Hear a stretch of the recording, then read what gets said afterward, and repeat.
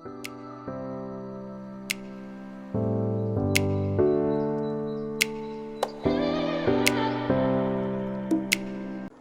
आप भी बोर्ड की परीक्षा में आए रिजल्ट से निराश हैं और रीचेकिंग या रिवैल्यूएशन के फॉर्म भरने के बारे में सोच रहे हैं तो यह वीडियो केवल आपके लिए ही है। नमस्कार साथियों, स्वागत है आपका हमारे YouTube चैनल पर। जैसे कि आप सभी को पता है, हरियाणा बोर्ड द्वारा 10वीं एवं 12वीं के रिजल्ट घोषित कर दिए गए हैं, पर उसी के बाद बच्चों में रिजल्ट आते ही जहां एक तरफ खुशी की लहर है तो वहीं दूसरी तरफ कुछ गम के बादल भी हैं, क्योंकि कुछ बच्चे जो किसी न किसी सब्जेक्ट में पीछे रह गए हैं, कम नंबर आए हैं या उनमें डिस्क्वालीफाई कर दिया गया है, मतलब कि फेल हो गए हैं, वो बच्चे निराश हैं। मगर इस स्थिति में वो असमंजस में है कि क्या करें। उसका समाधान है रीचेकिंग और रिवैल्यूएशन। अभी सभी ने ये तो सुना है रीचेकिंग और रिवैल्यूएशन होते हैं, पर इन दोनों में क्या अंतर है और यह किस प्रकार कार्य करते हैं, ज़्यादातर को ये नहीं पता। आज की वीडियो में हम उसी के बारे में चर्चा करेंगे और कौन सा सबसे बेहतर है उसके बारे में भी बताएंगे। पहले जान लीजिए रीचेकिंग और रिवैल्यूएशन क्या होता है और कौन सा फॉर्म भरें।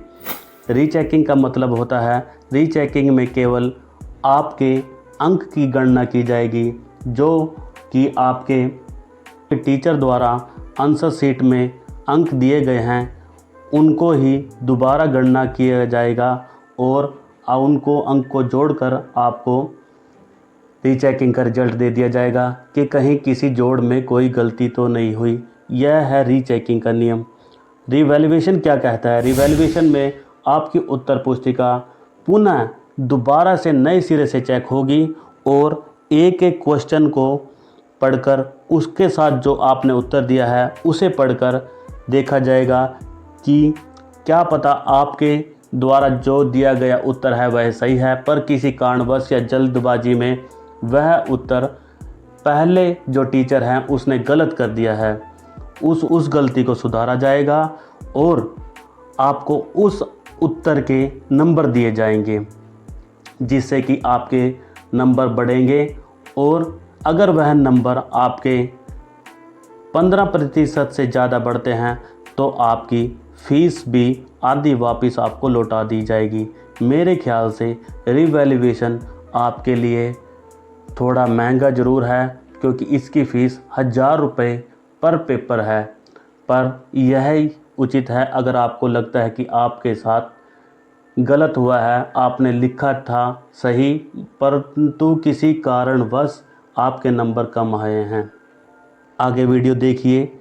जो भी रीचेकिंग और रिवैल्यूएशन के बारे में नियम व शर्तें हैं बोर्ड की, वह इस प्रकार हैं जो कि आप आगे की वीडियो में देख पाएंगे।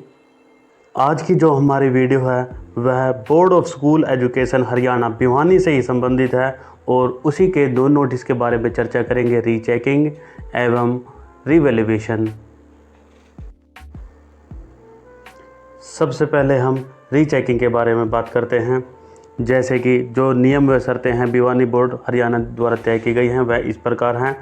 पुनः जांच के लिए आवेदन तथा शुल्क परिणाम घोषित होने की तिथि से 20 दिन के अंदर केवल ऑनलाइन प्राप्त किए जाने का प्रावधान है।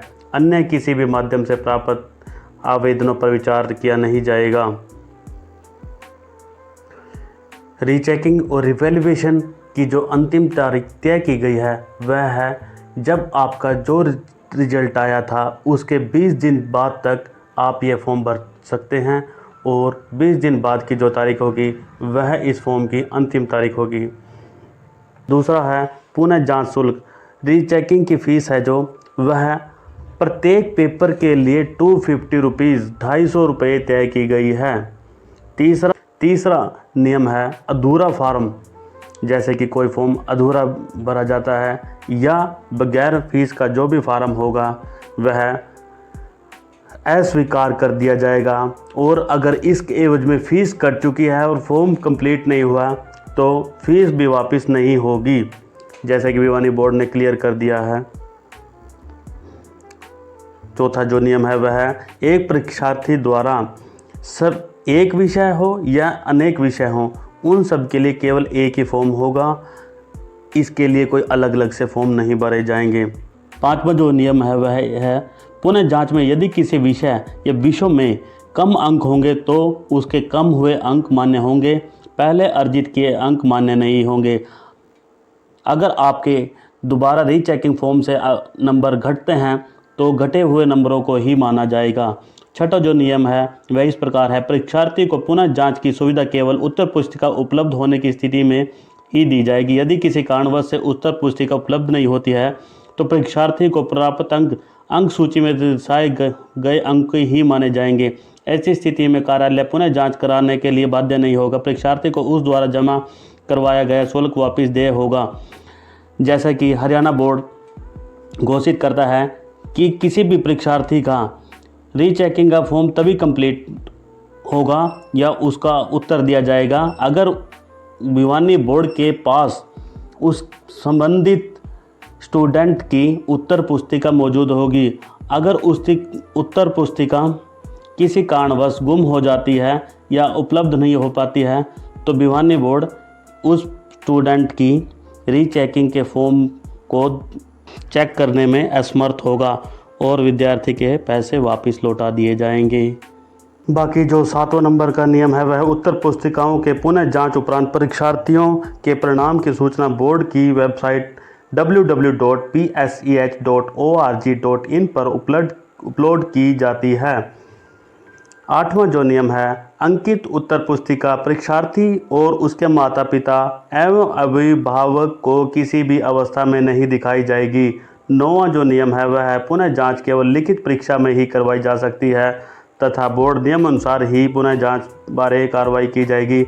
पुनः जांच के संबंध में किसी भी प्रकार की कानूनी कार्रवाई केवल भिवानी स्थित न्यायालय में ही की जा सकेगी। यह है रीचेकिंग के नियम व शर्तें।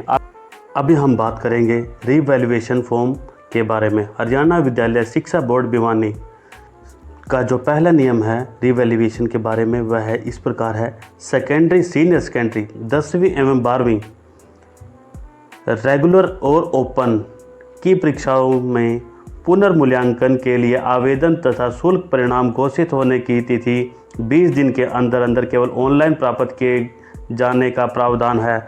अन्य किसी भी माध्यम से प्राप्त आवेदनों पर विचार किया नहीं जाएगा। दूसरा जो नियम है, उत्तर पुस्तिकाओं के पुनर्मूल्यांकन उपरांत परीक्षार्थियों के अंतिम परिणाम की सूचना बोर्ड की वेबसाइट www.bseh.org.in पर अपलोड की जाती है। तीसरा जो नियम है, secondary senior secondary regular open की परीक्षा में किसी भी विषय में 90% से अधिक अंक अर्जित करने वाले परीक्षार्थी भी अब उस विषय की उत्तर पुस्तिकाओं के पुनर्मूल्यांकन हेतु आवेदन कर सकते हैं। चौथा जो नियम है, पुनर्मूल्यांकन शुल्क 1000 रुपये प्रति उत्तर पुस्तिका विषय है। बीपीएल परीक्षार्थियों के लिए पुनर्मूल्यांकन शुल्क 800 रुपये प्रति उत्तर पुस्तिका या विषय है तथा ऑनलाइन आवेदन के साथ बीपीएल कार्ड की एक प्रति संलग्न करना अनिवार्य है।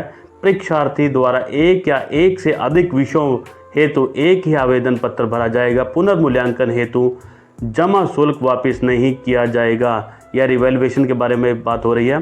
5वां जो इसका नियम है वह है 5वां बोर्ड बैठक दिनांक 31 अक्टूबर 2019 के अनुच्छेद संख्या 6 में लिए गए निर्णय अनुसार उत्तर पुस्तिकाओं के पुनर्मूल्यांकन उपरांत यदि किसी परीक्षार्थी के विषय में 15% से अधिक अंक बढ़ते हैं तो नियम अनुसार 1000 रुपये में से 600 रुपये में से 800 रुपये में से 480 रुपये संबंधित परीक्षार्थी के बैंक खाते में जमा किए जाएंगे। जैसा कि मुझे याद है कुछ समय पहले इसका जो ये रूल था वो 10% से अंक बढ़ने का था और पैसे जो थे वो 50% वापस दिए जाते थे, पर अभी थोड़ा रूल चेंज हो गया है। जैसे कि लिखा है कि बैठक दिनांक 1 अक्टूबर 2019 के अनुसार अभी फ़िलहाल यही लागू होगा जो करंट में आपकी स्क्रीन पर दिखाई दे रहा है। छठा जो नियम है, पुनर्मूल्यांकन उपरांत यदि किसी परीक्षार्थी को किसी विषय में एक अंक भी बढ़ेगा तो वह अंक भी उसके उस विषय में कुल अंकों में जोड़ा जाएगा। इसी तरह यदि पुनर्मूल्यांकन में किसी विषयों में अंक कम होंगे तो पहले अर्जित किए गए अंकों मान्य होंगे। सातवां जो नियम है वह इस प्रकार है, यदि किसी विषय की उत्तर पुस्तिका के पुनर्मूल्यांकन उपरांत 15% से या उससे अधिक अंक बढ़ते हैं तो उस उत्तर पुस्तिका को तीसरे परीक्षक के पास भेजकर पुनर्मूल्यांकन करवाया जाएगा और उस अवस्था में दूसरे एवं तीसरे परीक्षकों द्वारा दिए गए अंकों का औसत के आधार पर नियमानुसार अंक निर्धारित किए जाएंगे। आठवां नियम है, अधूरा फॉर्म या बिना शुल्क प्राप्त फॉर्म रद्द कर दिया जाएगा व परीक्षार्थी को इस संदर्भ में कोई दावा स्वीकार नहीं होगा। नौवां नियम है, परीक्षार्थी को पुनर्मूल्यांकन की सुविधा केवल उत्तर पुस्तिका उपलब्ध होने की स्थिति में ही दी जाएगी। यदि किसी कारणवश से उत्तर पुस्तिका उपलब्ध नहीं होती है तो परीक्षार्थी के प्राप्त अंक सूची में दर्शाए गए अंक ही माने जाएंगे। इस अवस्था में बोर्ड कार्यालय पुनर्मूल्यांकन करने के लिए बाध्य नहीं होगा तथा आवेदनकर्ता को शुल्क वापस उससे संबंधित बैंक खाते में जमा करा दिया जाएगा। 10वां नियम है, अंकित उत्तर पुस्तिका परीक्षार्थी और उसके माता पिता या अभिभावक को किसी भी अवस्था में नहीं दिखाई जाएगी। 11वां नियम है, उत्तर पुस्तिकाओं का पुनर्मूल्यांकन केवल लिखित परीक्षा संबंधित विषयों का ही करवाया जा सकता है तथा बोर्ड नियमानुसार ही पुनर्मूल्यांकन बारे कार्रवाई की जाएगी। 12वां नियम है, पुनर्मूल्यांकन के संबंध में किसी भी प्रकार की कानूनी कार्रवाई केवल जिला भिवानी स्थित न्यायालय में ही की जा सकेगी। धन्यवाद। आज की वीडियो में केवल इतना ही। आप हमारे चैनल को लाइक शेयर सब्सक्राइब जरूर करें। धन्यवाद।